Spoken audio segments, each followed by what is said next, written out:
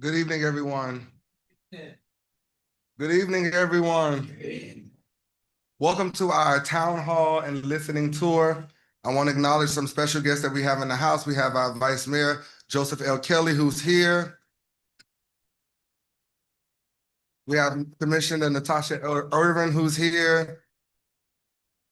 Our city manager is here, Shameka Lawson, and our CRA board chair, Miss Janie Russell, is also here. So we want to give special thanks to Senator Jones for doing this in the city of Opa-locka. And he said he wanted to start doing these and taking them around the community so that everybody can understand and know what's going on in Tallahassee. So this is the time for Opa-locka. Your questions that you have, ask them. You know, y'all ask us and we tell y'all we don't know what's going on in the state like that. So we brought the man who can answer those questions. But without further ado, I do want to acknowledge we have a very, very special guest here in the house on this afternoon. My mayor, our mayor, Mayor Daniela Levine Cava, who came to spend some time with the city of Opa-locka. And we thank you and appreciate you for always supporting our city and being a champion for change in Opa-locka and Miami-Dade County. So I want to turn the mic over to our county mayor. We're going to put you up first, Mayor. Good, I'll take it. You're the boss lady. Well, thank you so much, Mr. Mayor. Great to be with you once again. Whoa. And indeed, I am a big fan of Opa-locka. Love to come here as often as I can. You have a great community program. You're always doing things out in the neighborhoods as well. You have a beautiful facility here. You got all kinds of renovation going on, all kinds of focusing on essential needs like housing. Congratulations. It's really a pleasure. And so to our mayor, our Vice Mayor Kelly, Commissioner Irvin right there, our manager, there she is, Miss Lawson, our chief of police, Chief Starks. All right, we like these lady cops. Yes, we do. It's good to be with all of you. So especially to my dear friend, Senator Chevron Jones. It's really wonderful, sir, that you're doing this listening tour. And you know, we like to listen. Okay, I mean, I do a lot of that too. And I think it's wonderful that you're doing the tour, and I'm very proud. And I did tell him I wanted to be with you here because I think you bring real light to wherever you go. I think people admire you so they look up to you. They know you're the real deal. You don't just talk the talk, you walk the walk, right? Am I right, everybody? Can we say amen? All right. So, you know, I just wanted to be a part of that. You know, I'm going through a little bit of a tough time myself. It's budget season everywhere. But I don't know. I don't think the rest of you have to deal with new constitutional offices, right? That's just my special, my special responsibility. Definitely making extra challenges in our budget process, not to mention cuts at the federal and state levels. We'll talk about that. But we know that this senator always stands strong for us and fights for us in Tallahassee. So we're very, very indebted to you, sir. Democracy in action is when you show up. So it's not just that he does it, it takes, right? It takes both. It takes an active citizenry to make our democracy work. And so showing up shows people you care. And then the people who show up, they get to learn things that they can carry on to their friends and their neighbors and their coworkers. And that's really vital because we're living in a time when people don't believe. They don't believe the things that are right before their eyes sometimes. So it's really important that we do this to build trust. So again, I'm very grateful to you, Mayor Taylor, and to everyone. And I'll sit here for a while and listen myself, and really glad to join you on this special occasion. So thank you, everyone. Oh, Melanie Burke. Does everybody know this young lady? Okay, okay. All right. Well, she's my engagement specialist up around this part of town. All right. Thank you so much. Before the mayor sits down, I want to say, Madam Mayor, you celebrated a birthday. So can we say happy birthday, Mayor Carver? Okay, that's enough. That's so from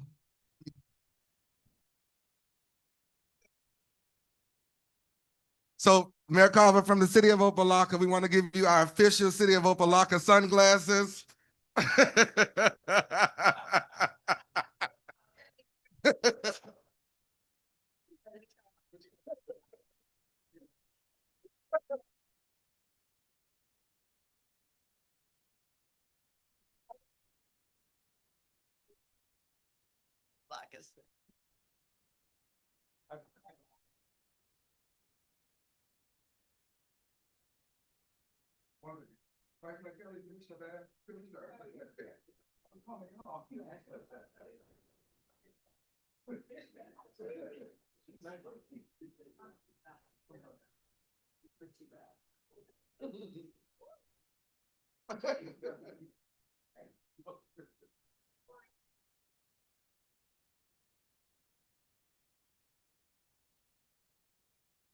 Thank you. Oh,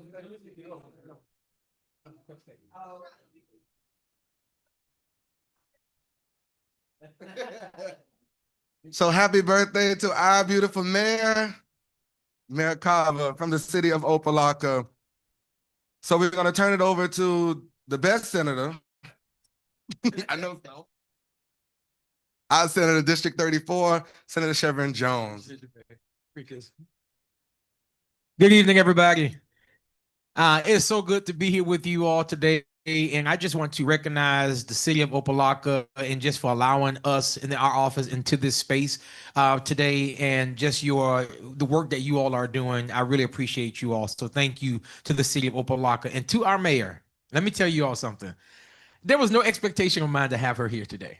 I kid you not. We reached out to her office and said, listen, if you could just send someone to your office from your office to be here as we talk through some state things and listen to our constituents. And she told me yesterday, she said, I'm not sending anybody from the office. I'm coming myself. And she's here. So I really, really appreciate you. Yeah.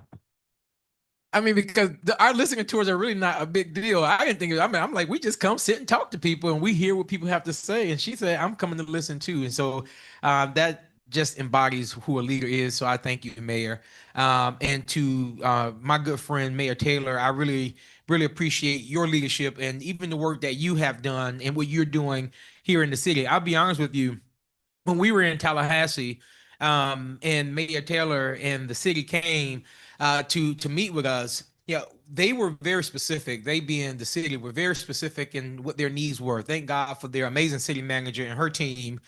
Seriously, thank you, city manager, for the work that you are doing. But they came with not just proof that they are doing the work, but they also came with solutions to that work. And so I just want to make sure, and I know there are residents that are watching online. Hello to you all also. We wish you were here. But to see the work that the city has been doing to work with the state is a true testament to your leadership. So I also want to commend you all. So let me tell you all what the listening tours have been. We have been going across the district and we have been sharing what has happened in Tallahassee, what's about to happen in Tallahassee, and some concerns. And listen, we spent some time on Monday in the city of North Miami Beach, and we had a good dialogue with constituents who are asking questions of concern, questions when it comes to affordability, and really what can we as the legislators not just talk, but what we actually can do and absolutely doing work and what's needed right now. I cannot start this listening tour without dealing with the elephant in the room of open carry in the state and what has just happened. Because I want to make sure I set the tone so you all understand what's on the news and the reality and what that means on the ground. Hear me when I tell you all this. The Supreme Court has ruled that our open carry laws that were on the books were deemed unconstitutional. Now that they were unconstitutional, the Attorney General had to create rules for the prosecutors across the state for what does that mean. Hear me when I say this, but it just doesn't stop there. Because right now there is basically just a rule and regulation for prosecution. The regulatory aspect of it comes from who? It comes from the legislature, and we're not in session right now. So until we come to session, to where now the legislature is going to have to put rules around what does it mean to openly carry here within the state of Florida. There will be a lot of noise that will happen when it comes, because I'll tell you why. If you listen to the sheriffs and the Sheriff's Association, even prior to open carry happening, the Sheriff's Association has made it clear that they did not want open carry in the state because they believe the state of Florida already have a good hold on the Second Amendment in the state to their regard. Their statement that they made just recently is that we will follow the law of the land, but they still have concerns. If the Sheriff's Association have concerns when it comes to open carry, clearly, not just the residents, but our leaders also have a problem with open carry. And that even follows what the Senate president has made and shared previously when it comes to it. That's the first one. The second thing I want to share with you all, and because it's a hot topic right now, and that is the vaccine mandates that you have heard from the state that have come from the Attorney General. I laugh at because my nephews, they've given me some terminology to help me when individuals are not telling the truth, and that is stop capping. So I say to the state of Florida, stop capping. Let me tell you why. The vaccine mandates that we're seeing right now, and the statement that was made by the Attorney General, none of that can just happen by itself. Who got to do that? The legislature. The legislature are the ones who can deem how we mandate vaccines. And by mind you, so y'all know, because this is for I want to make sure that you learn and understand this. In law, already within statute, parents already have exemptions, religious and for personal reason. So that's why you all are hearing that the state of Florida would be the first state to even do something like this. And the American Board of Physicians just said last week, like, this is just not a good idea. But I think we all know that it's not a good idea also. And you just saw the report from the Surgeon General. He started to walk back on his statements to say, well, I wasn't talking about all vaccines. I was talking about polio. And that's because on both sides of the aisle, they have seen that it's not clear. So when we get to Tallahassee on October the 6th, remember that date, October the 6th, we'll go to Tallahassee and we'll go to committee weeks. And once we get to committee weeks, we'll spend 2 weeks in October, 3 weeks in October, 3 weeks in December. Session starts on January 13th. But before we get there, I'll tell you about last session. And then moving into the next session, I want to hear from you. So last session, we passed a $115 billion budget. $115 billion budget. Now, that budget that we passed was a tad bit higher than it has been in the past without having American Rescue dollars. During COVID, the federal government, as the mayor is familiar with, pumped a great deal of dollars into the state. The state was using a lot of those dollars to fill a lot of gaps that were that came about from it. And those gaps that were full, the state of Florida was using that as revenue.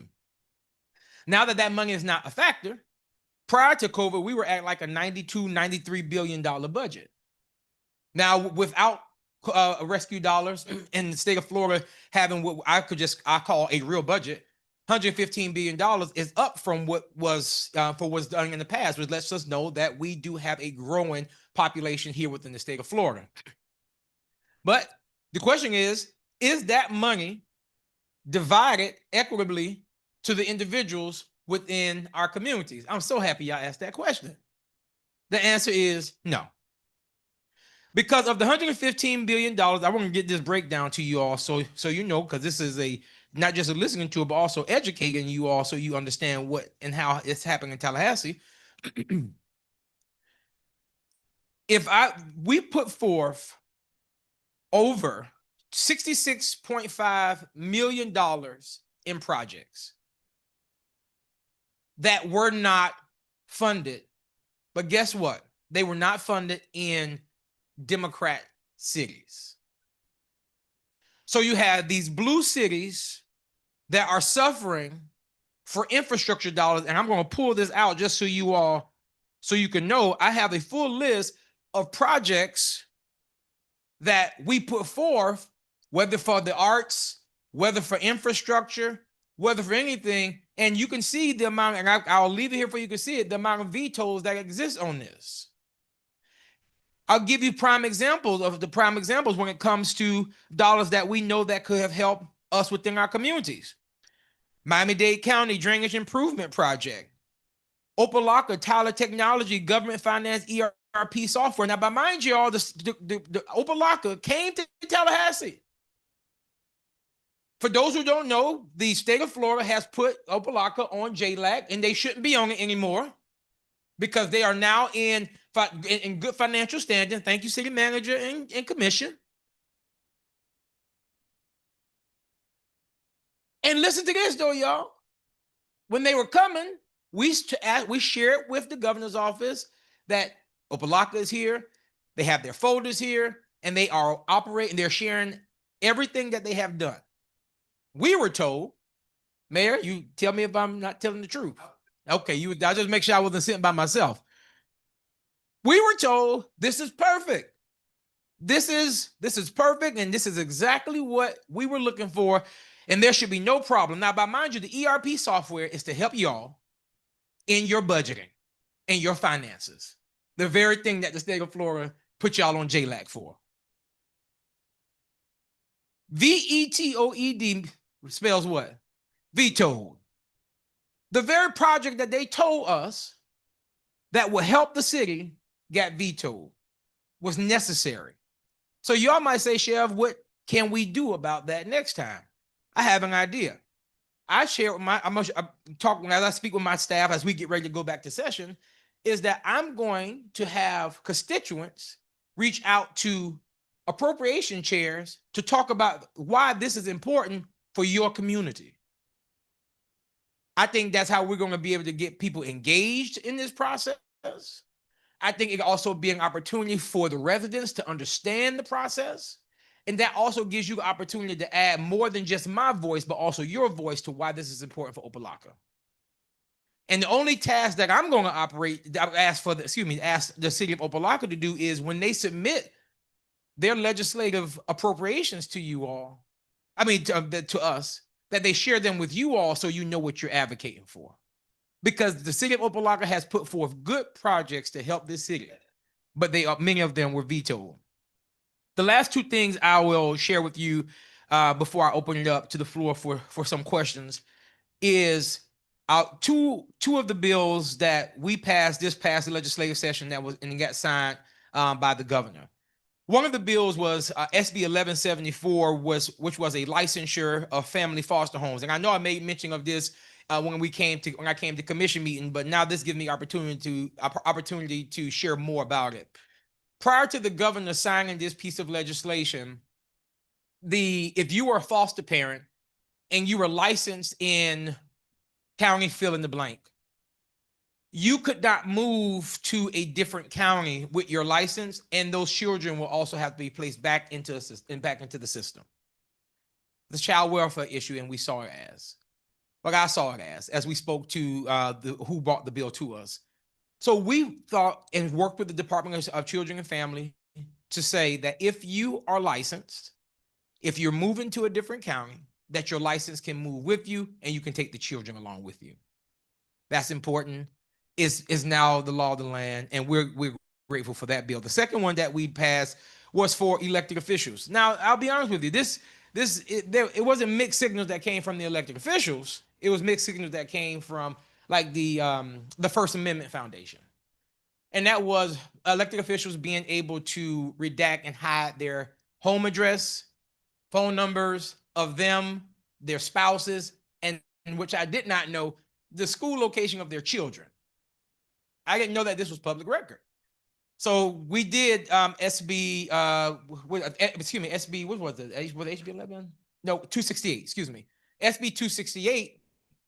268 protects elected officials who are currently in office from the governor all the way down to city commissioners, that where their information for them, their for them, their spouse, and for their child and the school of their child can be redacted. They have to go through a few things to get that done, but it is something. But here's the one area that I want to assure individuals, because this was a concern that came up in committee when some residents came to testify against it or neutral on it, was when does it fall off? It sunsets when they're out of office.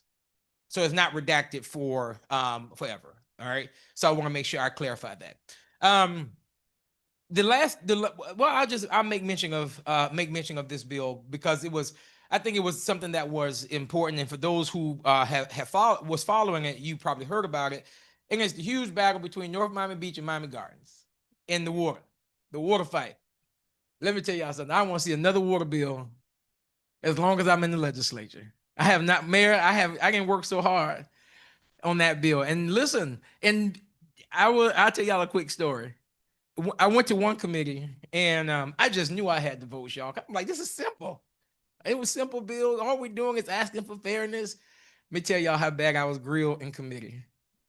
It's so bad that when I got to my office, my staff used to come grab my stuff. I said, I'm gonna take the stuff by myself. I just need to sit down for 2 seconds. But the city of Miami Gardens and North Miami Beach, as you all know, that the city of North Miami Beach has a water plant within the city boundaries of Miami Gardens. The legislature almost 30, 40 years ago passed legislation to allow those that if you're in a municipality and if you own a water plant and the water facility sits outside of your municipal boundary lines, it gives you the opportunity to charge up to a 25% surcharge. City of North Miami Beach, they charge up to that 25% surcharge, but it's not for all the residents in Miami Gardens who are who receives this water. So Commissioner Baz, if you are on the county water and I'm on Miami Gardens water, I'll tell you all the discrepancy that we have seen. My water bill is and just your water bill is $111. My water bill is $300 and something. And that is what we have been seeing. We saw from individuals from the city of Miami Gardens. The bill passed every committee. It got to the governor's office, and the governor vetoed it and said that we should not be involved. The state should not be involved in a local battle. Now I think it's at the county level now, and I'm done with that. I have wiped my hands of that situation, Mayor. I would leave that to you all now. Mayor's like, listen to me. But at this time, I want to open this up to you all, and I would love to. I would not just want to hear your questions, but I also want to hear your comments. I want to hear your concerns. I want to hear what you are what frustrates you about this process. My staff is here. I want to introduce them. You have Devin in the back. Devin, stand so they can see you. You have Kai, chief of staff, who's in the back. And we have Carrington, who is taking the pictures here. And so they're writing down your questions, and we'll be doing the follow-ups. I'll start off with letting you know that we go to Tallahassee on October the 6th, and the session starts January 13th.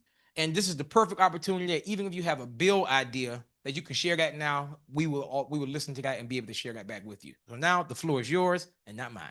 Yes, sir. Please share your name if you feel like it. You don't have to.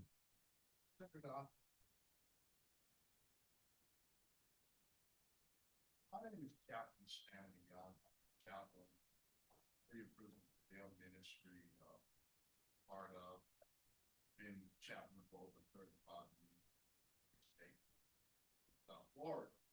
And my question is, I've been hearing so much chatter. My passion is for him to really. I understand that the governor has opened up this alligator Alcatraz. There's many times I want to get in my car and drive there and see it for myself. To see if these inmates, people who are there, are being treated fairly, are being treated with respect. I see you and some of the senators went there to really see and try to inspect this place and see what's going on. But the last thing I heard about it, they said they're gonna shut it down because of certain things, or basically to someplace else. And I want you, if you want to do it, give us an update on that. Thank you, sir. I'm gonna start off by saying that it shouldn't have been there in the first place. If you know the history of where that facility is at, it is literally in the middle of nowhere, and even the county years ago have already deemed that area environmentally unsafe. But the state of Florida has did the $450 million free check that has already been written and has gone forth. And what we see now is alligator Alcatraz. You are correct, Chaplain. The courts did rule that the facility need to be cleared out. But you saw the governor's rebuttal. He made it clear that they are far within their rights federally to continue on to what they're doing. But we also received the email that by next Friday, the place is going to be empty. So yeah, you get one person on the news and you get another person who need to follow the rules, right? But Camp Blanding is what you're speaking about up north, which was a facility, a facility in the North Florida area that was shut down because of the lack of AC. But they are now renovating it, and that's where they're going to use that facility to transfer some of the inmates. But I also tell you that because most people are asking about the money and did the legislature give this money or how this happened. So when the governor declares a state of the emergency, it gives the governor up to $500 million that he can spend without having to come through the legislature. That's why you see that $450 million and not 500, because that now lets him know that he has to come to the legislature. Please know this, because you probably won't see this on the news. There is questions from both sides of the aisle, also in both chambers, from the House and on the Senate side, when we get to Tallahassee, of how this money has come about and who this money has gone to. When we went to the facility, we asked a lot of questions because we saw there's a portal that legislators can go in to see contracts and things of that nature. It's called FACT. There was one contract for $110 million. There's a contract for $60 million, and all these contracts are in there. So you have these individuals who are collecting these contracts, and now you're asking the question, if you're going to shut the facility down, now does that money carry over to Camp Blanding? Y'all need to go build something else now. I'm sure we're putting up some tents wasn't $160 million. But that's what we're dealing with when we're coming to a funding thing. So to answer your question, they will be emptied out by next Friday. That Friday is what was told to us. But their Camp Blanding is what has opened up in the North Florida area. Somebody else? Yes, ma'am.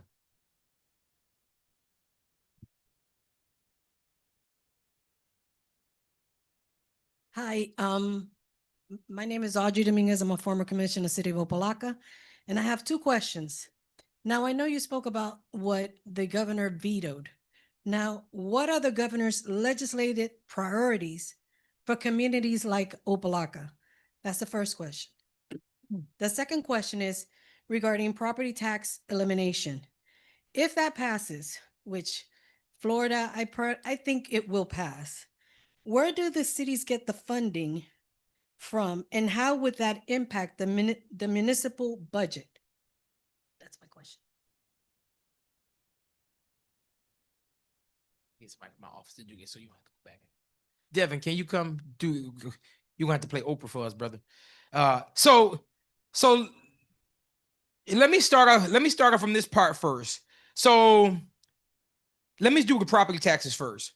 So let me educate you all on this really quick. I know you all are hearing about the property taxes, and that is a discussion that will happen in Tallahassee. I sit on finance and tax, so I know this is one of the presentations that we're going to be receiving. I want you to remember this number: $50 billion. If the state of Florida eliminates property taxes, there's a $50 to $60 billion gap that even the economists, who thinks this is also a bad idea, does not know where the state of Florida is going to fill that gap at. You are absolutely right. Our local governments will be in an absolute turmoil, especially with us not having a plan. I will also say this. Please don't be fooled. The property tax and how it's going to get communicated to the community will make it seem as if it's going to be a great cost saver to the community. You got to ask the right question of services and how we're going to be able to pay for those services. Fire, police, school, your city in which you live in, your water. Can we keep going down the line? But it won't be a bill that we vote on. And you all can help people when it comes across, when people are talking about it. It will come as a resolution in the chambers, and the resolution signifies that they're asking for a change to the Constitution. You are going to have to vote on whether or not to rid of property taxes. I don't know what your position is on it, but here's what I will tell you. You're going to have to figure out, the state of Florida is going to have to figure out how we're going to coop money that gives important critical services in our communities. Money that they already don't give us. Y'all hear me, right? Money that we're already not receiving. Now you're going to have to figure out where we're getting that money from. And so you're going to see the billboards. You're going to see the commercials. You're going to see all these things, but I promise you all, it is not what you see, what you think. And trust me, you're not the only ones who are asking the tough questions, because the main individual who is asking a lot of these questions also is a Republican from North Florida, and that's Senator Don Gates, who used to be the former president of the Senate. He too is asking questions of how we're going to fill this gap. So trust me, and when it comes, if it comes, then you'll see that. Here's why I don't want the resolution to pass. I hope it dies in committee, because if the resolution passes and it gets sent to the residents, I already know what's going to happen. They are going to bamboozle people into something that's not real. And then especially individuals who don't own a home, they're not going to care whether or not property taxes is passed or not. So just know that you will see that, and it will come down the pipeline. That's the first part. The second question I tell you, as far as the legislative priorities from the governor to the city of Opa-locka, I do not know. And I won't know the governor's legislative priorities until January 13th, when he does his State of the State address. But I know the old saying, show me where you put your money and I'll show you your priorities. I can tell you that Opa-locka is not his priority, because I can see that on the veto list. Next question.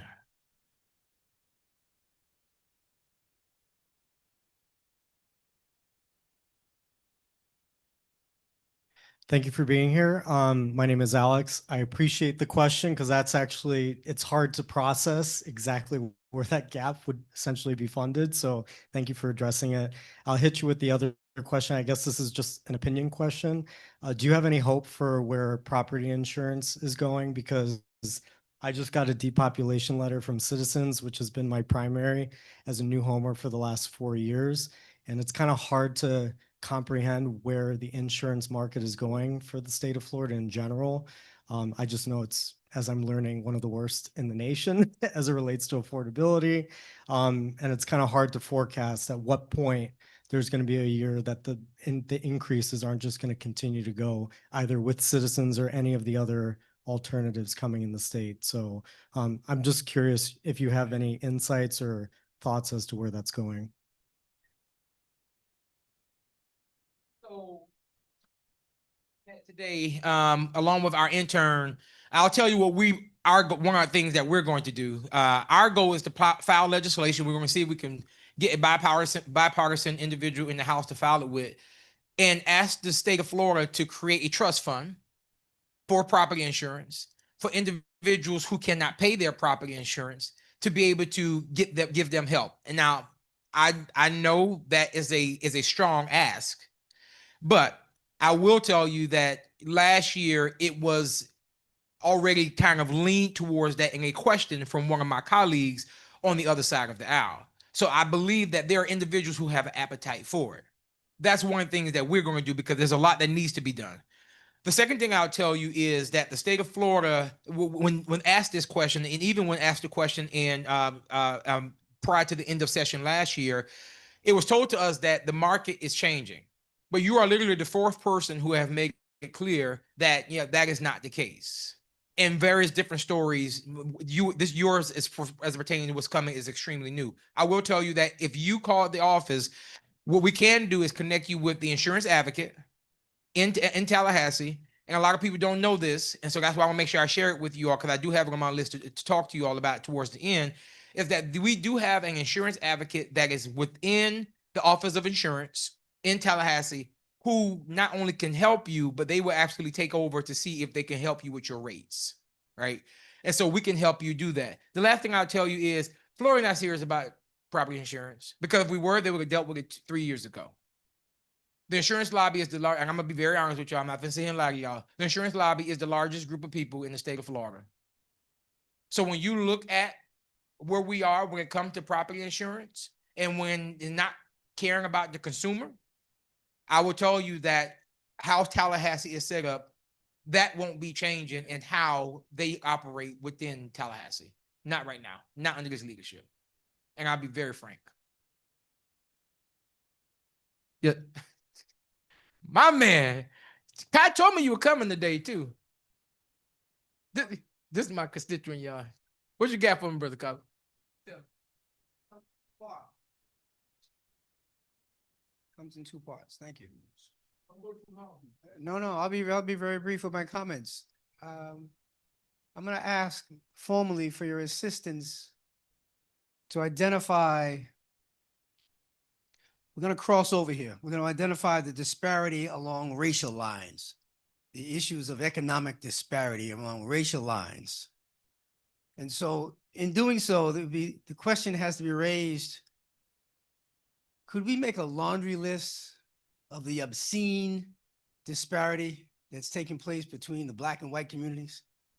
Because we can make a laundry list of those disparities, we would be able to activate collectively a complaint called a suspicious activity report, known as the SAR. Now, on Wall Street, everyone knows what this is. It is a report that says to the regulatory agencies, come inside, peel back the covers, let's take a really good look at where the money's been going. And I'll give you one case of example, if I may. Now, the boundaries of the cities and the counties and municipalities, the villages and townships is over my pay grade. I don't even understand all of that, because I'm continuously being told that the city of Miami has their own politics, their own everything. So when we took a look at the waterfront, the $93 million that was spent by the federal government to develop something called Bayfront Park. You're all familiar with Bayfront. Well, that was built inside of, my mistake, Bayside was built inside of Bayfront. They chopped the park in half. $93 million of our tax money was spent.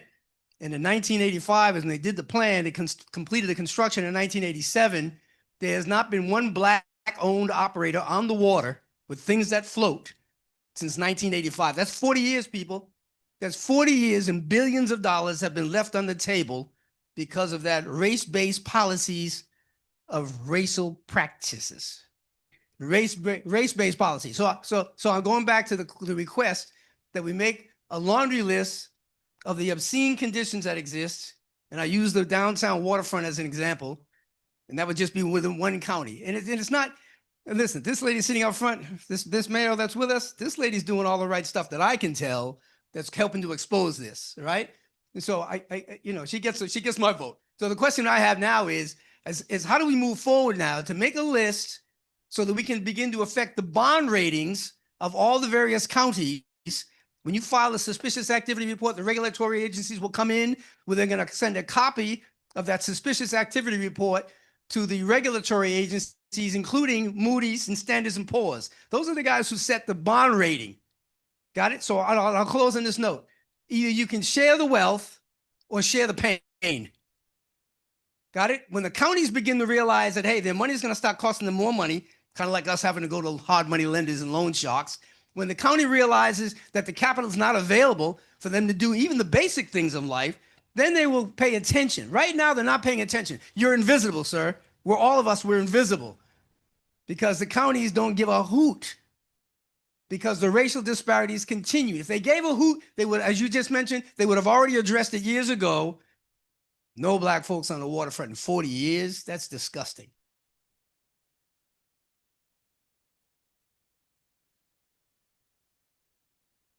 So that's Mr. Carl, y'all. So, Mr. Carl, here's what I'll tell you. So you and I have had this conversation. And matter of fact, Kai and I spoke about what you're trying to do earlier today. We'll take care of that. So yeah, he told me. No problem. So we had a conversation. We didn't talk about this. Here's what I tell you. This the Black Caucus 2 years ago did a racial study on the appropriations. 2 years ago did a racial study on the appropriations and the discrepancy in how the white districts and communities were funded and policies created for those areas compared to our white counterpart cities. We have that study. We can get that from the Black Caucus office, and I can have Kai to share that with you. Until we get on the far end, because I don't want to go down a rabbit hole, but here's what I will tell you. Until we get to a place to give leaders to give a damn about Black communities, we are going to continue to see this continue kick down the road of blame of who's supposed to be the one to fix what we see. I told AARP, and I'll tell you all the same thing, that all skin folk ain't kinfolk. Even when it comes to how we move in ensuring that the people who live within our community, that we are not the ones who are creating the harm to our own community. And Brother Carl, you and I have had this conversation before. That is a hard conversation that has to be had. And until that type of stuff happens, and we're honest about the needs of our community and not just talking it and then telling people the truth of things that we are attempting, but it's just not calculating into the need as a former commissioner just asked, when it comes to the needs of our people and the leaders understanding that need. We're going to continue to be in this area, having this dialogue. Nothing going to happen. The next senator will come and we'll be asking the same question. It's up to y'all. It's up to wait a minute, Mr. Bay, I got you. It's up to us, the constituents, to help us help you in a louder way. I'm only one person. I'm with you. We on the same page. But and as I share with AARP, my hope is that now we see the trajectory of people. My hope is that as we go into this next election cycle, where we can change what we see, people take just a tad bit serious. I'm with you, Mr. Bay. Trust me. I'm not. I don't for who? For the. And I'm not signing no report now. What I will do. I know you laughing. I'm so serious. But what I will do, Mr. Bay, because what you're asking is you're not asking nothing crazy. No, you're not. But yeah, I want to make sure I'm honest with you. And you know, Mr. Bay, I'm not gonna come in front of people and lie to you. I'm gonna be honest with you. But there's an area to where we as a people can work together and try to figure out. But we also have to make sure we have the right people in leadership to do it. That's what I say. Please, no problem, Mayor. Thank you, Mayor, for coming. Appreciate it. Thank you.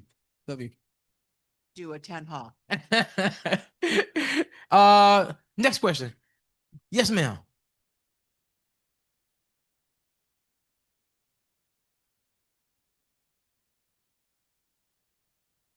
Oh.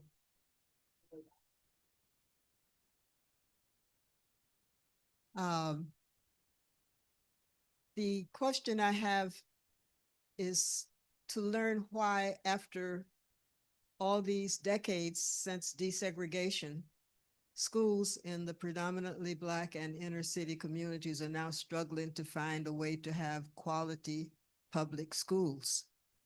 And I've been working in education advocacy for a while. I don't remember having to deal with Tallahassee before. we've always focused our attention on the local school board. So I missed a turn someplace, and I would appreciate having somebody school us on what, because the conflict is not one that you can understand if you don't have the documentation that our task force gets about the number of schools that are in certain districts and where the money goes and where the schools where the children have been processed out because of charters and vouchers. And therefore, there's not enough money left to run the school, so they close it down or they chop it up into whatever. So I'm looking for some answers, not only from you, Senator, but I appreciate your point of view, but from the community in general. As we haven't had a challenge like this since desegregation. And if we don't stand up and act, we'll have the similar kind of experience for our children coming up. So I would really appreciate knowing how to deal with the state in this situation and where it's coming from and what we need to do to change it. Thank you. Do you, what is, you want the senator answer? You want Chevron? Yeah, I'm not gonna give you the senator answer. I'm gonna give you Chevron answer. 2001 is when the charter school movement started. I have nothing against charter schools. I just want to, I'm telling a frame of story for you. The charter school movement started. Along with the charter school movement started in what we know, what we knew then as private vouchers. Private vouchers began, it was supposed to be for individuals with disabilities, the ability for churches to start their own schools, but it morphed into a business. Individuals saw children no longer as products of society, but as dollar signs. Because if I could get $7,196 per child, get that into a block grant, now move those dollars of the children who desire to go to that particular school out of the money from the public school, which you in the Constitution say that we must equitably fund and teach children. And the reason why the charter school movement, the private school movement has gotten to the place where it's at, because the law never said how that money should be distributed. It just said they had to educate children. So that's the loophole that we see now, to where you look across the state of Florida, we now have what is known as universal vouchers, to where anybody can have access to a voucher, and you can even homeschool your child with that same dollar. And it's broken up. So you follow me? So here, look where we are at now. Where we are at now, it is not the fact that we can't do both, because I think both can be true. If you go to the Northeast has figured out how to fund our public schools and have school choice, both at the same time working together. Whereas in Florida, we are about at the point to where the only choice you have is everything outside of a public school. The public schools are underfunded. The public schools have more teachers than they have students within the system. But listen to this. The biggest problem that we see right now with how money has been, how it's being funded, you have schools that are opening up that are giving false counts. So they're being able to get this money, your tax dollars, $7,196 per child, and it's probably a little bit more. And that is the dollars that's supposed to be going to the public school system. And when you look at the public school system, especially the ones who have said that now they are like these K-8 centers, they didn't want to do that. They're trying to put these students together because they have to figure out how to consolidate dollars. And if not, as soon as they drop under, and Dr. Gallen can walk you through this in a much better eloquently than I can, once they drop to a certain level, now it questions whether or not we have the funds to continue to maintain this school and keep it open. The last thing I'll tell you is this: the hard truth is that I personally think the conversation in the state of Florida about public schools is probably almost gone. And I'm gonna tell you why.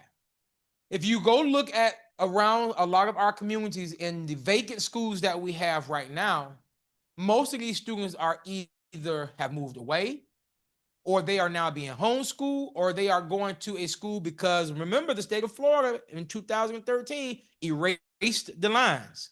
So it means that you can go to wherever school you want. And parents are now taking their kids wherever they desire to go to. Now, yes, absolutely, a parent should always have a choice, and I agree with that 150%. But then what happens when the parents have no choice? Because they don't have a school within that vicinity. And that's where we are at right now. The last thing I'll tell you is, and many people, I'm sorry that many people didn't know this, and that was as far as homeschool is concerned. I'm fine with individuals homeschooling your children, but here's what we found out. We found out that there are individuals who are being homeschooled, but in the same home that they are in where they're supposed to be learning, you have individuals who are in the home with their abusers. And they're not at school. You know what's the reason, a good reason why schools are good? Because that at least allow the teacher to lay eyes on a child to make sure that they are okay. But what we are now seeing is that individuals are home with their abusers, and it is something that I will bring up. But to end on your question, we are in dire straits when it comes to our public schools because the state of Florida, that is not what is on their agenda anymore. It is private schools. Yes, Commissioner. Miami-Dade County Public School, as of right now, I think we have lost 13,000 students to private schools or charter schools, and we're just in our first 6 weeks. So think about that. I don't think so. These are our kids who have left public schools to go into charter schools or homeschool somewhat, but mostly charter. And just so you all know, thank you, Commissioner. And just so you all are aware of it, if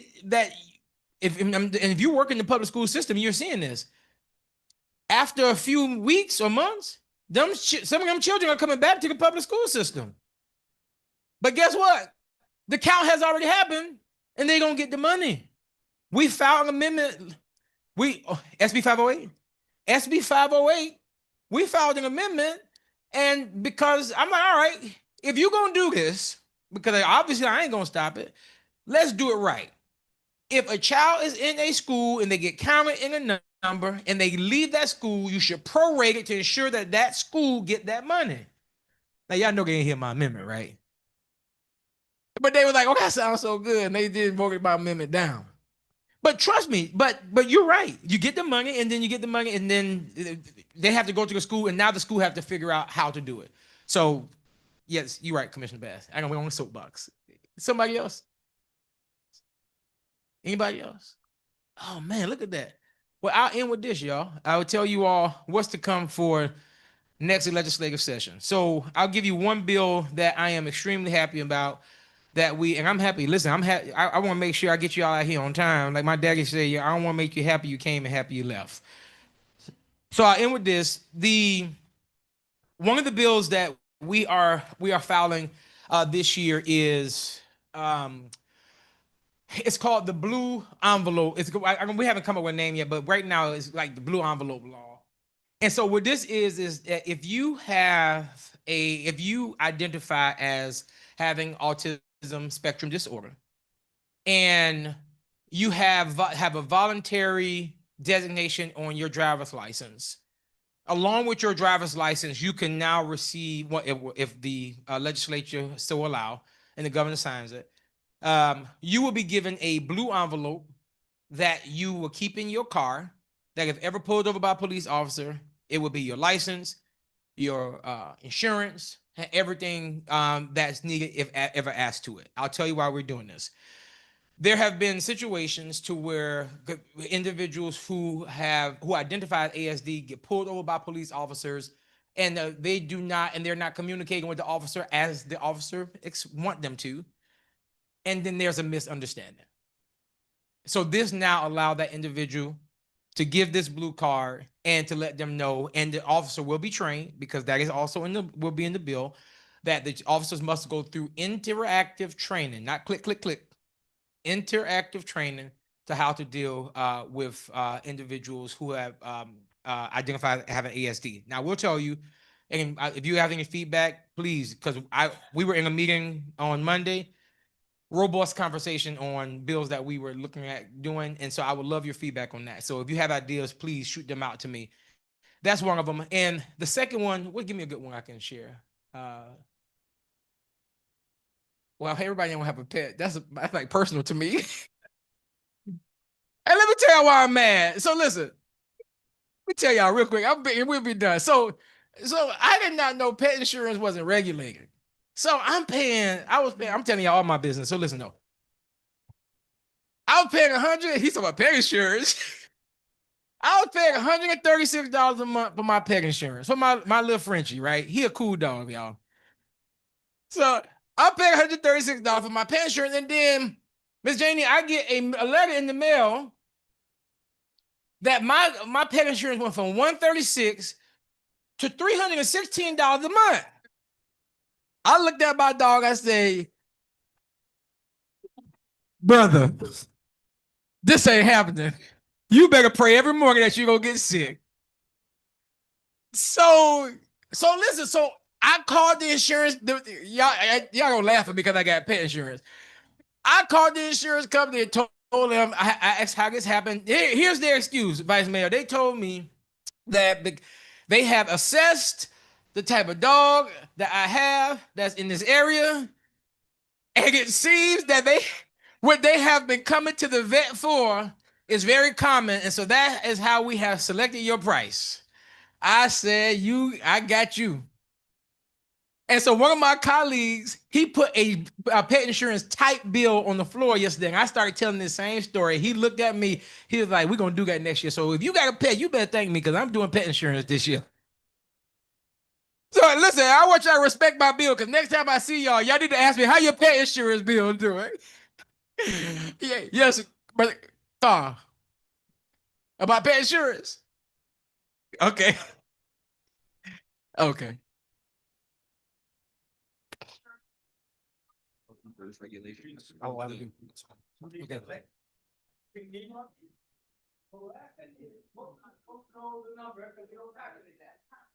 Okay.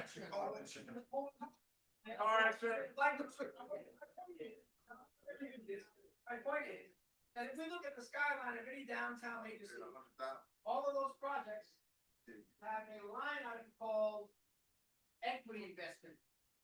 So while we're busy paying higher premiums because we're at-risk communities, money goes into the big insurance companies. Big insurance companies take a portion of the money and do what they call equity investments.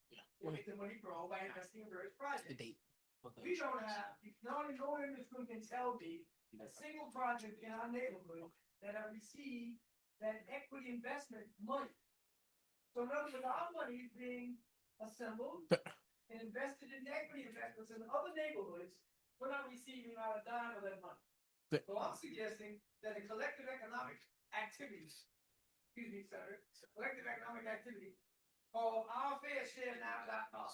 Find it on the line, FAIR, ourfairshare.now.com will allow us to identify the insurance company that's going to participate with us, and we'll make it fit the move. Send all of our insurance money to the insurance company of our choice, that's going to then put money back into a fund that we can do with build our own neighborhood. Thank you, Brother Carl. Appreciate you, brother. I do want to just share two things that's happening this weekend. Myself, Vice Mayor Stephen, Councilwoman Powell, we're having a prostate cancer and sickle cell walk. That's this Saturday at 7:00 a.m. I hope that you all can come. And Kai did share one thing that I should share with you all. One of the bills that I think it'll be important that you all know, if you're on Florida Blue, this is good information for you. If you are on Florida Blue, well, let me just tell the story first. Florida Blue and Memorial Hospital are in negotiation right now. And if you haven't heard that, if you are, because of the negotiation that's happening, if you are on Florida Blue and you go to Memorial Regional Hospital, emergency room or anything, you are now out of network. That includes me. That includes everybody who's on Florida Blue. If you didn't know that, I'm telling you. So, and the only people who will stay in network are cancer patients and pregnant women. Did not know that. So we're filing a bill that says if the insurance company and the hospitals are in negotiation, and you come to an impasse at the end of a contract, you cannot drop patients while you all are in the middle of a negotiation. Because that's just bad business practice. So right now, many of us are out of network if we need to go to one of the largest hospitals in South Florida. So that's one of the bills that we also will be filing. Oh, yes, ma'am. Take it away.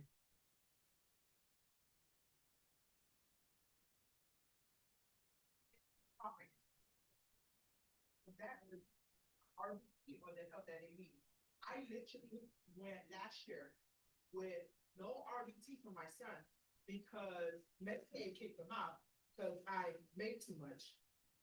So I had to literally leave my job so that way I could get him back on Medicaid so he could get an RBT. Why do I have to do all this? And this is an autistic child. You shouldn't have had to, and we can call ACA, and we please to it's Medicaid. That's what ACA. So what we should do is we need to, before don't leave today, tonight we'll handle it. Let's talk. What you can do with it.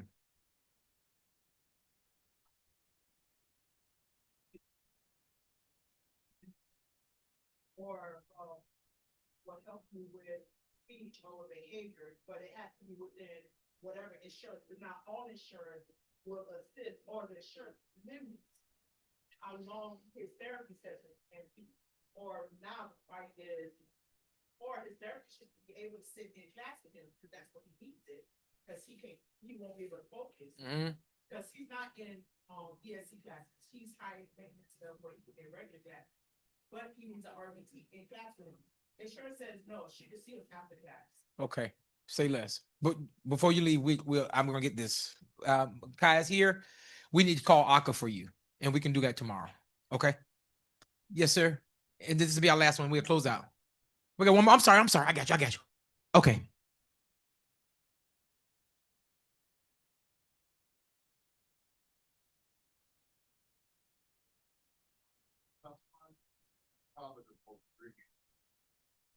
CEO trust fund? CBO trust fund. Okay. Right. Right.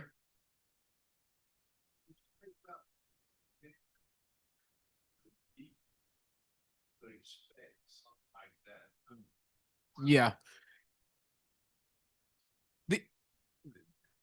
Well, I mean, the only thing when you want to get an appropriation attached to anything, whether it is a CBO, you have to go through doing the LFIR form, as you know.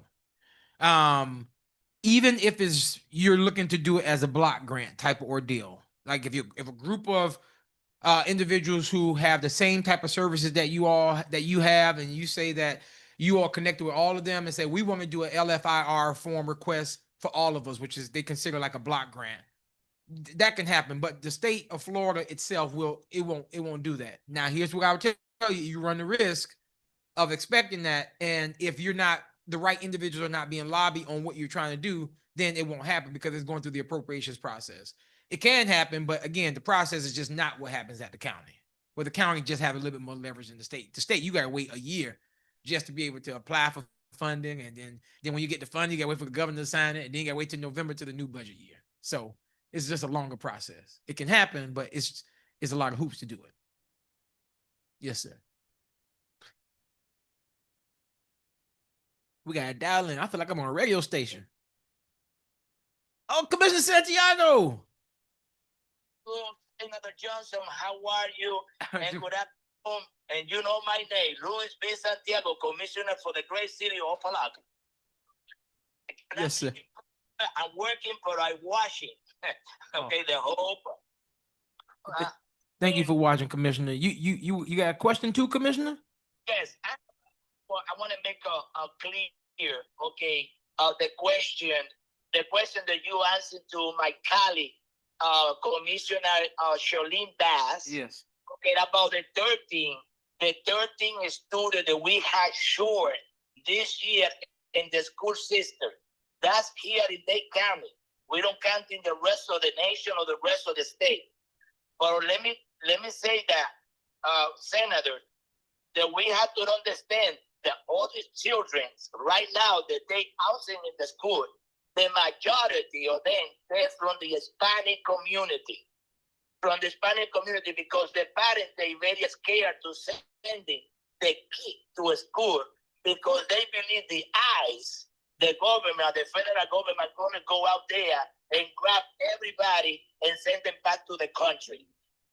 And this is something that the government that we have here in the state of Florida support that I call it nasty rules, okay, that they have against all the Hispanic people. When the law, if anybody have a problem or is a criminal, it's okay. But not everybody is the same thing, Senator. Commissioner, first of all, the fact that you are watching online, Commissioner, thank you, and I appreciate you for your service.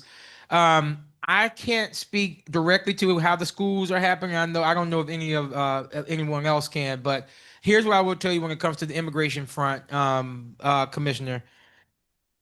I understand, and we have been getting calls in our office about not just our schools, but also our churches and the fear that a lot of people have to even take their kids to school. I don't know if that is is that's happening countywide because I just haven't seen it yet. But Commissioner, I would suggest that if that is a concern that some of the parents have, that I know Commissioner School Board Member Galling is on top of the job, but I believe that there's a great deal of voices that are being raised when it comes to our immigrants and our not just our Hispanic students, but also for our Haitian students also, sir. So, but thank you. Are there any other questions? Nope. Thank y'all so much, and I appreciate you all for coming tonight. Thank you. For you, Mayor. So we want to thank our senator for coming out to City of Opa-locka, answering the call. And I want to say, I think this is the first time that we had a listening session in the City of Opa-locka. And he was up for the challenge. We asked for it, you did it, and we truly appreciate you. Truly, your Bible. So some quick announcements, and then we'll let you go. So this Saturday, Commissioner Dr. Shirlene Bass and Commissioner Irvin is having their baby shower. So we just want to congratulate them on their baby shower.